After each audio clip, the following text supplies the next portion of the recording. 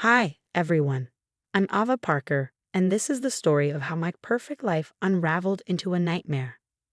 You know those moments when you realize everything you've built is standing on quicksand? Mine came crashing down at my in-laws' Hampton estate. But let me start at the beginning. Darling, you really should let me handle the curtain selections for your new office. These choices are rather middle class. That was my mother-in-law, Victoria. Middle class was her favorite insult, reserved for anything I did.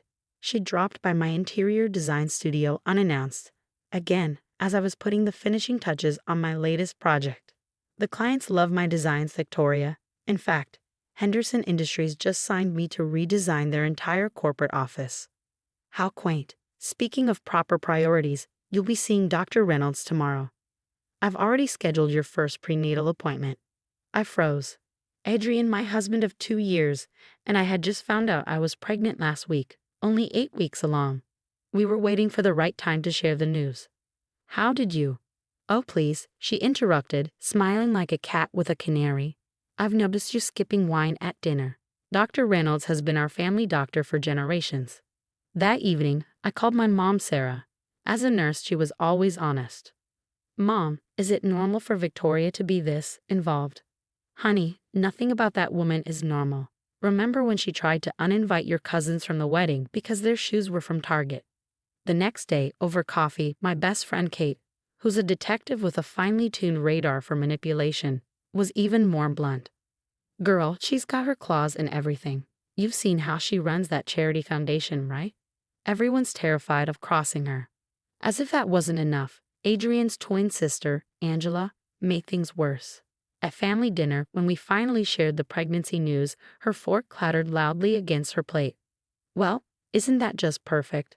Some people have all the luck, don't they? Her bitterness was palpable. I caught Victoria and Angela exchanging a look across the table. Something about it felt off. Adrian squeezed my hand under the table. Ignore them, babe. They're just surprised. But the surprises kept coming. Victoria started showing up at my studio daily, rearranging my schedule for proper prenatal care. She insisted on accompanying me to every appointment with Dr. Reynolds. It's family tradition, she'd say with that icy, unrelenting smile. We take care of our own. Looking back, I should have paid more attention. The way Victoria hovered over every decision, how Angela's eyes followed me like a hawk, and those hushed conversations that abruptly ended whenever I walked into the room. But they were family, and family wouldn't hurt you, right? The Hampton estate was picture perfect that Saturday, gleaming with crystal and white roses. Victoria had spared no expense for her garden tea party. Such a lovely afternoon to celebrate our growing family, she announced, handing me a cup of tea with a peculiar gleam in her eye. This blend is specially crafted for expectant mothers, she added. I'd noticed her preparing the teas separately in the kitchen earlier, measuring out different amounts for different cups. I hadn't thought much of it then. That's what haunts me now. I should have said something. The cramps started midway through the second round of potato fours. At first, they were small, like period pain. Then they intensified quickly, sharp and relentless. I excused myself, trying to mask the cold sweat breaking across my forehead. Halfway up the grand staircase, I heard voices from the study. The door was slightly ajar. This will solve both our problems, Victoria's voice said, smooth and calculated. The foundation's secrets stay safe, and you'll finally give this family its first grandchild. Angela's reply was a murmur, but the meaning was clear. My blood ran cold. The cramping took on a horrible new meaning. Barely making it to the bathroom. Before the pain fully took over, I heard the sound that sealed my fate, the click of a lock from outside the bathroom. Victoria? Angela? Something's wrong. I need help. My voice was desperate, my body trembling as the cramping worsened. Don't be so dramatic, dear, Victoria replied coolly from the other side. Every pregnancy has its discomforts. Please, I gasped, clutching the counter as I felt warm blood soaking through my dress. I'm bleeding. Family matters stay private, Ava. We wouldn't want to embarrass ourselves in front of our guests, she said, her voice dripping with condescension. You should not call your mother. The pain became unbearable. My phone had no signal. Of course, Victoria had chosen this bathroom, the one dead zone in the mansion. But thank God for my smartwatch. With shaking hands, I managed to send my location to Kate with a code 9911 and the word baby. She'd understand. Another wave of agony tore through me, and I screamed. The sound was drowned out by the classical music someone had turned up downstairs. "Stop making such a fuss," Angela called through the door, her voice cold and unyielding. "This is for the best." Through tears, my eyes landed on the cup of tea Victoria had handed me earlier. I brought it with me to the bathroom, setting it on the counter. Wrapping it carefully in my blood-stained dress, I tucked it into my purse. Then, I grabbed the hand towel I used to wipe my mouth earlier. Evidence. Kate had always said, "Preserve the evidence, no matter what." The next hour was a haze of agony. I barely registered the sound of sirens in the distance. Victoria's voice was sharp and indignant. "Officers, this is a private family matter." Then, like a lifeline, I heard my mom. "Where is my daughter?" When they finally broke down the door, it was too late for my baby. But as the paramedics lifted me onto the stretcher, I saw Kate in the doorway, her camera flashing as she documented the scene. She held up the bloody towel and teacup with gloved hands. "Mrs. Kingston," she addressed Victoria icily, "I suggest you and your daughter don't leave town." Through the fog of pain and grief, I caught a glimpse of Victoria's face. The mask of control had cracked, and for the first time she looked truly terrified. Good. This wasn't over. Not by a long shot.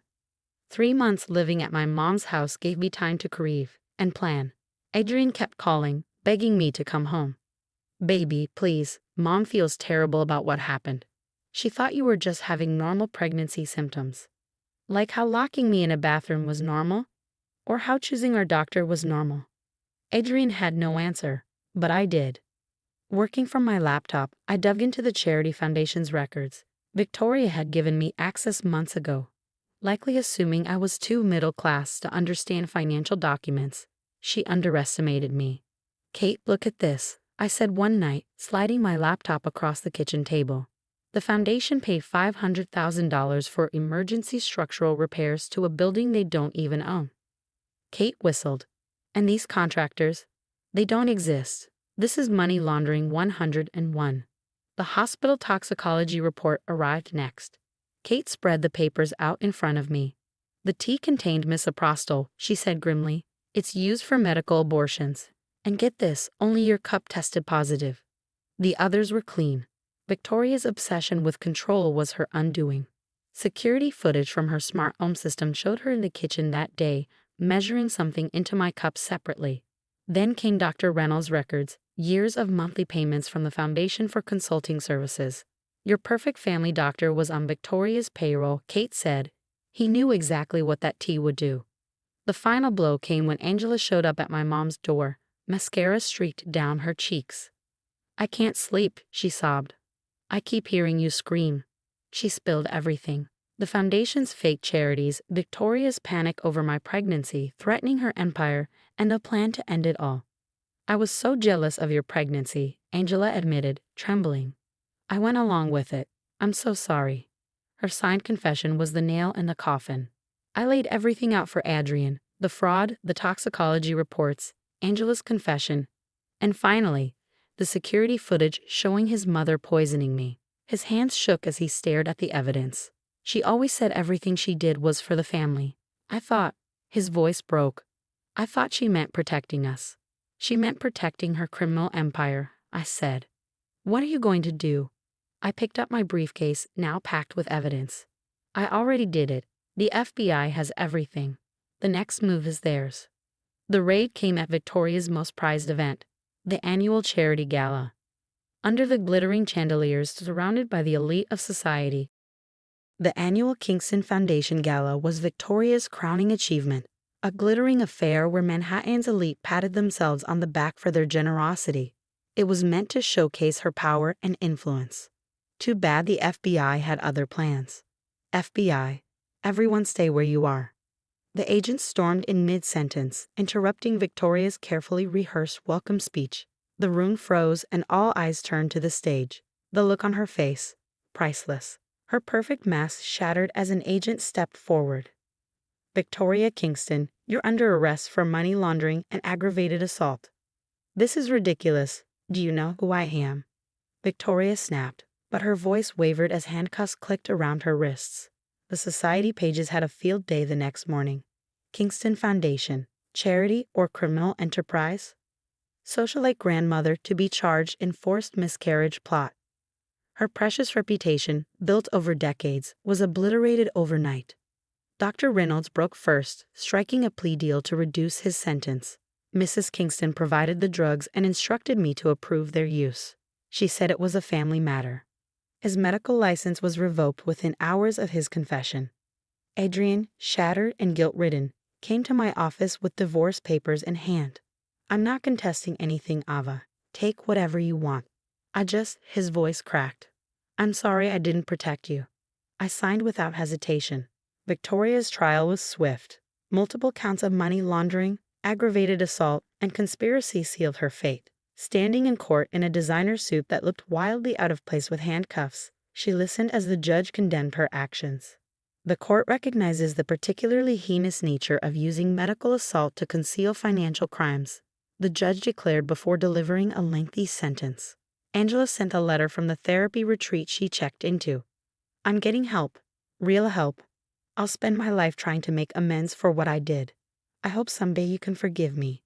I used the divorce settlement to expand my design business internationally, opening offices in London and Dubai. It turned out Victoria's society connections weren't the only path to success. My work spoke for itself. 1 year later, I stood on a stage accepting the International Design Innovation Award. The moment felt surreal, a lifetime away from the woman I'd been during those dark days. The news ticker below the stage caught my eye. Kingston Foundation appeal denied. Assets permanently seized. Congratulations on the award. I turned to find a handsome stranger holding 2 champagne glasses. "I'm Marcus," he said, offering me one. "I love how you incorporated sustainable materials in the Henderson project." He knew my work, not my scandal. His smile reached his eyes, genuine and warm. "Would you like to discuss design over dinner?" For the first time in forever, I felt light, free. "Yes," I said, smiling. Victoria thought she was writing my tragedy, but instead she handed me the pen to write my own story. One where the villain falls, justice wins, and the heroine doesn't just survive, she thrives. Looking back, I've realized something. When you try to bury someone, you'd better make sure they're not a seed. Because we grow back stronger, and we bloom. What about you? What would you have done if you discovered your mother-in-law wasn't just toxic, but criminally dangerous? Would you have quietly gathered evidence like I did or confronted her immediately? Think about it. Victoria thought she was protecting her empire, but her actions destroyed everything she built. Sometimes the worst betrayals come from people who claim they're acting for the family. And here's another thought. Angela chose to come clean and seek redemption, while Victoria refused to acknowledge her crimes to the bitter end. At what point do you stop forgiving family members who keep hurting you? Share your thoughts in the comments below.